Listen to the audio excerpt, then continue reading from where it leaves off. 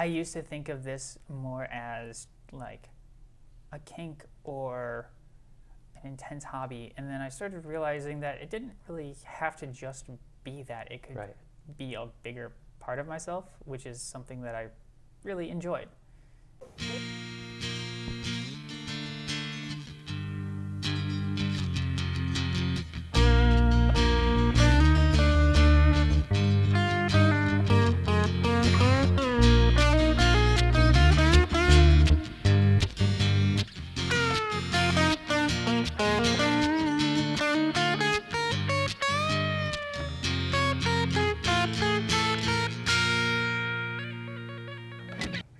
I've not known our next guest very long, but I think that just might be my fault. I wouldn't get out there enough in our community. She's been on Instagram as Claire Amalt for just over 2 years and Reddit for 6. An avid sports fan, hockey, football, soccer, baseball, a D&D player, and a self-described basic bitch. Here's Claire Amalt. Hey, Claire.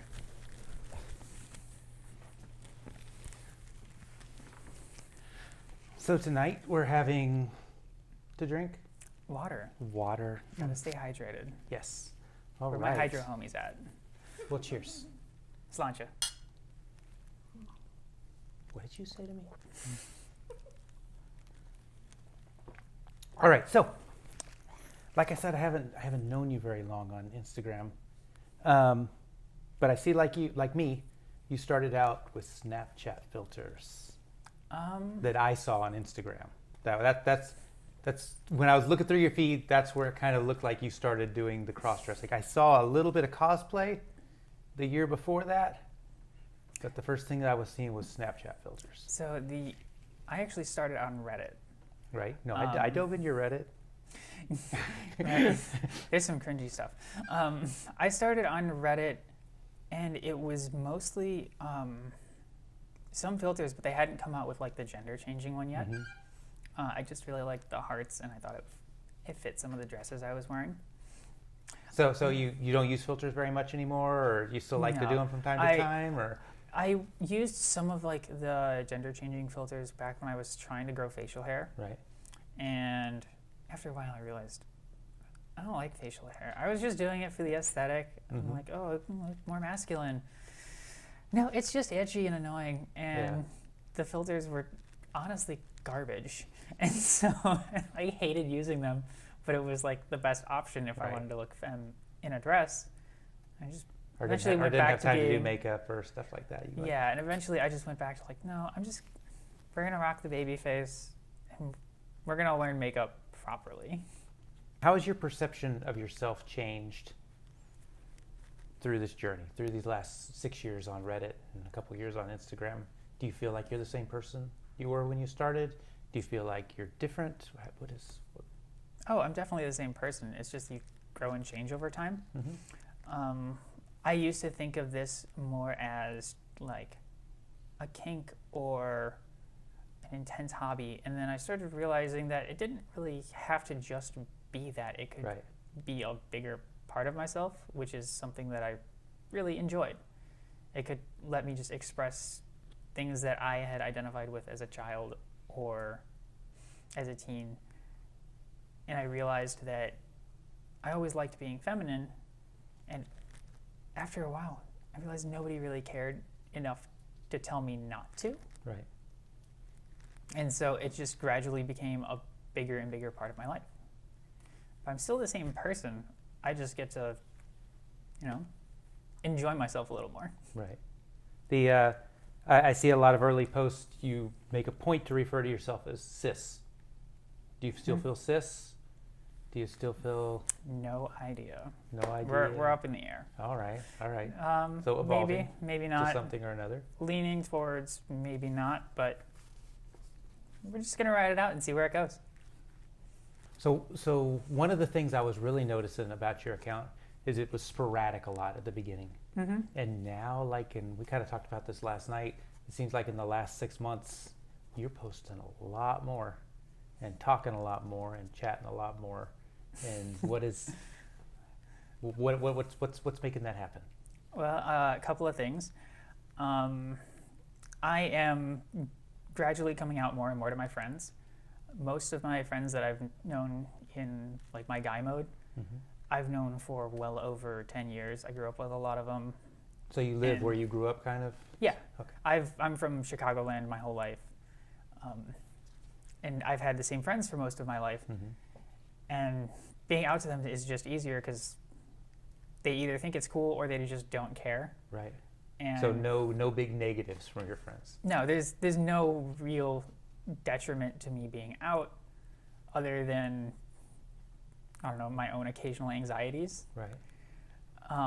As for the last 6 months, I started taking more trips, traveling a bit more. It's nice when you have like disposable income and free time. So really, that's enjoy that now while you do. right. It's like I'm young, I'm kind of cute. I might as well use it while I can. Right. Right. No, I love it. So you're out to most of your friends, or all? Yeah, pretty much all my friends. What about Right. family? I'm not out to family particularly. There's a couple family members that know. I don't think anyone knows to the extent. There's also no real negative side effects if I did come out to family, other than So what's holding you then? What's keeping you from doing that? because I'm on the fence and I don't know if I'm cis or trans. Right. It just seems like that would be kind of an annoying monkey wrench to just throw into my family's So lives. you want to find out more who you are first before you start trying to tell that to other people. Yeah, Okay. I mean, it's complicated enough for me.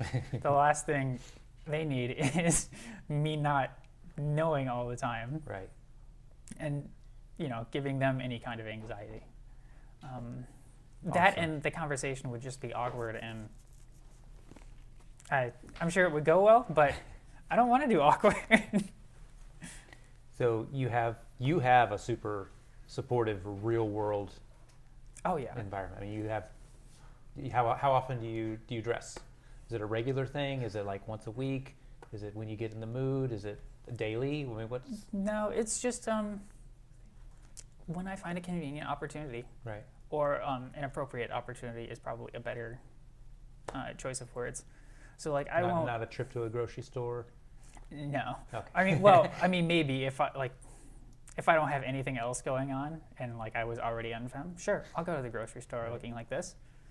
But I'm not gonna get all done up just to go play D&D, or go to a ball game with my friends. But if I'm going to like the Ren Fair, well, yeah, I'm gonna get dressed up. That was a really cute outfit you had. Or if my friends invite me out to like bachelorette party or on vacation where someone says like, bring a dress, like we're going out, bitch. Right.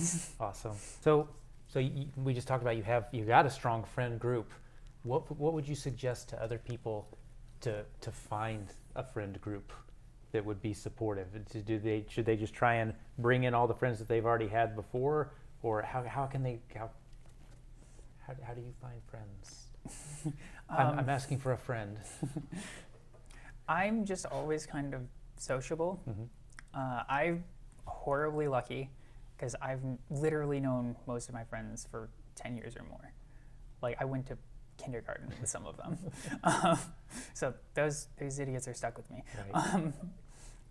Mostly what I'd say with people coming out to friends that they know from like the guy side of their lives is you don't have to rush it. You don't have to make a big deal about it. For me, it was easier to just sort of slow roll it. That's what I in my saw. I life. saw with your thing. You'd show up with something feminine on, and nobody would say anything, and it was Yeah, it just was- kind of grew. Or like, so I came out to my friends because I did a cosplay, which you saw. I did Harley Quinn at Wizard World Chicago a bunch of years ago, and one of my friends came with, and he took some pictures, and because I had been joking about how like I was going to be Harley Quinn for a while, except they didn't really know I wasn't joking, and so he like shows my friends, and they're like, "Oh wow, that's kind of impressive." Right. They're like, "Are you?" And I'm like, "Yeah." So I just kept doing it, and if I found a more like appropriate opportunity, I can take it. And it turns out most people don't, at least in my life, most people don't care that much to stop you from doing something you enjoy. Yes. Now, obviously, mileage may vary. But I mean, that's something that everybody has to interpret themselves. I agree. So you play D&D. I do. How long have you played? Are we just talking 5e, or are we moving back even farther from that? I've played 5e, AD&D, Pathfinder, 3.5, Lamentations of the Flame Princess. So all your friends, BRPG. most of your friends play with Yes. you? Is that where your friend group is Yes. situated? And I'm Cool. horribly spoiled with good dungeon masters and game masters. So how does that interact with the Claire side? Are you like always playing the female princess warrior, or are you just still play whatever? I play whatever I think is going to be amusing. I have played anything. Look at the rest of the party and pick the oddball. No, I'll just come up with like a character idea and then I'll go with it. Right now I'm playing an archaeologist that's a rogue. But I can also play just your standard wizard. I played a cleric once that was a reformed prostitute. I should say reformed. She aged out.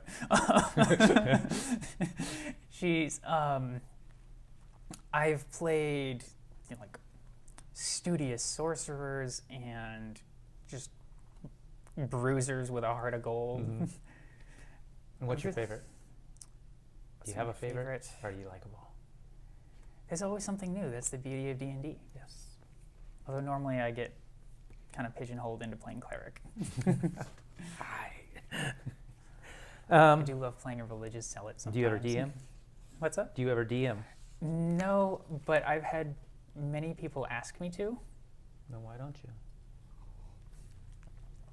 you? Because I'm usually in 2 or 3 campaigns already, and DMing takes up a lot of time. Okay. All right.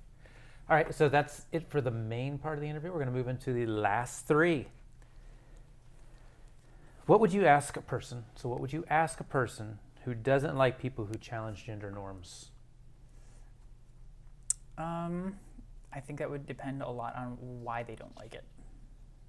They just said, ew, when you're walking by them. Would you brush them off? Would you engage them? I'd brush it off. What if you had to talk to them? What if you're like sitting on a bus next to them? And they You've just, got 30 minutes and you know that you can't just get off. What would you ask them? what would I ask them? Yeah. If I sit next to someone at a bus stop and the first thing they do is look at me and say ew, I'm probably not going to talk to them. Is really what would happen. Okay. If they engaged with me and asked me why I was doing it, I would just say, I don't know, I feel more confident this way. I like how I look. Right. And that's not always an easy thing for people to like come to terms with or appreciate. Mm-hmm. Because I mean, how many of us have looked in the mirror and been like, I don't like this. So, I don't know, I'm working towards looking in the mirror and going, all right. Right. I think that's huge. What would you say to your younger self? We didn't talk about any bad times that you've ever had, but have there ever been any times when you were doubting who you were, feeling down about dressing, wanting to purge, do any of that kind of classic stuff? What would you have you ever had any of that, or has it all just been In brief, like moments of like frustration where Right. I'm just sitting there going, it's just too frustrating to like keep things hidden. I guess what I'd tell younger me is, don't worry about it. Most people don't care that much. right? Well, most people don't care that much. Other than that, I'd probably yell at myself for not doing better in school. Totally unrelated. You little dummy. All right, last question for me. Anything, whatever.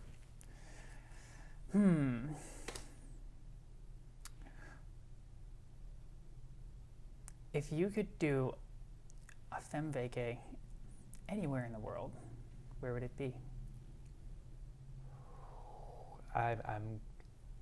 My dream femme vacation is in Las Vegas. Getting married to this one, maybe with some different outfits this time. Fabulous. I think that'd probably be it. You could rock a bridal gown. Oh, I love it. Well, The real question, though, is, because I'm going to give you a bonus question. Uh-oh. Are we talking like long train, or is it Vegas wedding, so like nice and short? What's the gown? Personally, I would like a long train, good coverage, veil. I feel like somebody's going to push me for something a little sluttier, You could rock a plunging neckline. but Mermaid kind of. yeah. There we go.